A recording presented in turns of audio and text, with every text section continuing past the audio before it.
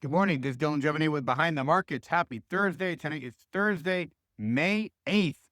And the oldest woman on earth now is a lady named Ethel Caterham, who became 115 years old, the world's oldest living person. And she was asked what her secret to a long life was. And she said, quote, "Never arguing with anyone. I listen and I do what I like," end quote.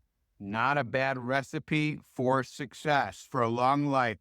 Anyway, today I wanted to talk about Palantir. Palantir announced earnings this week that were terrific.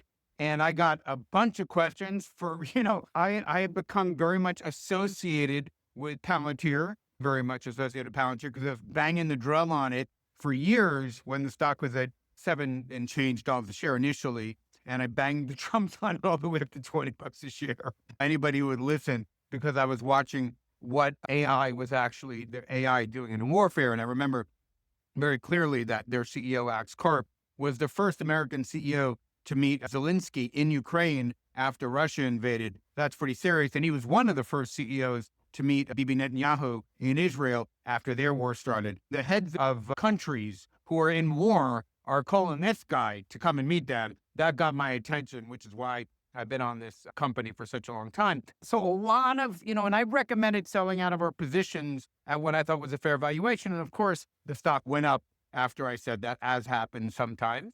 It's just one of those things.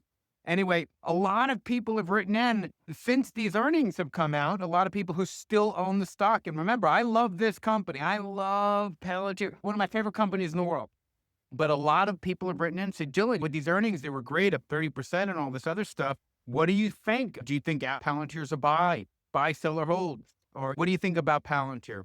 And my answer is, and this I thought was a teaching moment, which is why I'm talking about this. And I also don't want to need to respond to 3 dozen emails in private when I could just cut a video here in Dylan's diary, just address it. Look, the question is not whether or not Palantir is a great company or not. We all know it's a great company. This is such a kick-ass company. I love it. Okay.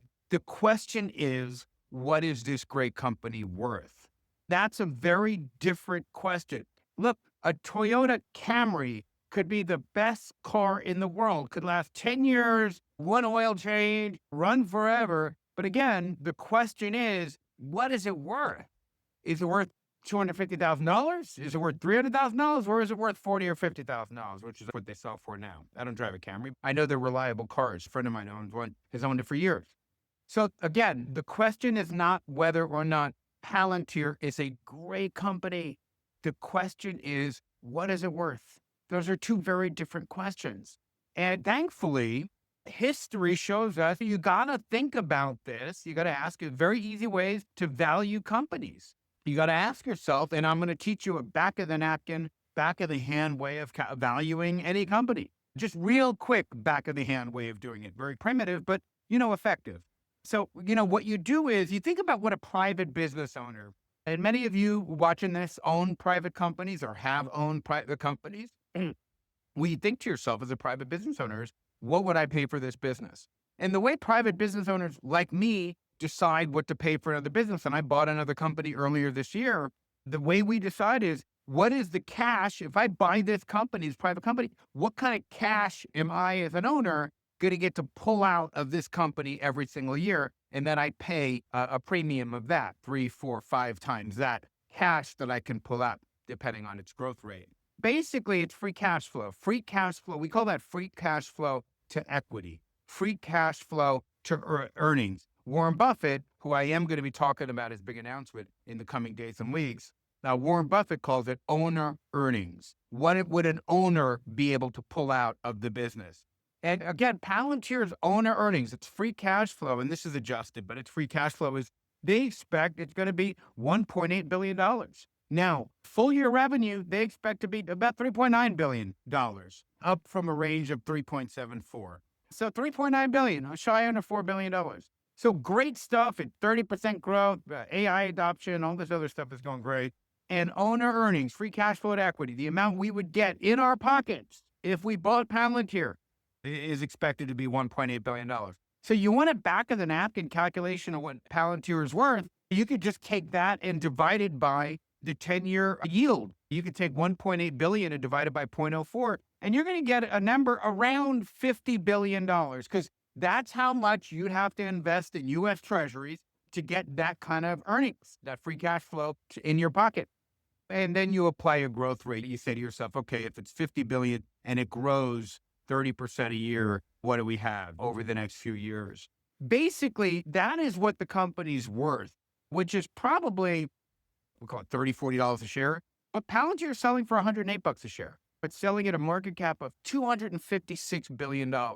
Palantir is selling, in my view, for more than it's worth. And I don't think that Palantir has become kind of a movement stock like crypto or Tesla or whatever, not necessarily even about the fundamentals anymore. It's a statement stock. It means something, but it used to be a statement against woke ideology and all that other nonsense.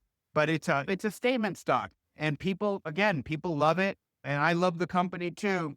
But again, in the business of investing my retirement funds, I can't afford to make mistakes and buy story stocks just because I happen to believe with the ideology of the CEO, because that's not going to get me a retirement that I want. Okay. What's going to get me a retirement that I want is buying things less than their worth. Palantir, when we started recommending it 3 years ago to a slightly smaller company, but was trading at $7 a share. It was trading below what it was worth, below that 50, 60, $70 billion raise that it's probably worth on a free cash flow and equity basis, owner earnings basis. Do I like Palantir? I love Palantir. What do I think it's worth? $50, $40 a share. Anyway, that's all I have. I wanted to address this because I'm just getting so many inundated with these. But the good news is Palantir themselves is investing in small little companies that are really revolutionizing, that are taking Palantir's AI platform and using them to solve big problems like air traffic control and all that stuff. And we talk about this in our special report in Break the Wealth. Anyway, that's all I have today. Have a wonderful Thursday. I'll see you tomorrow.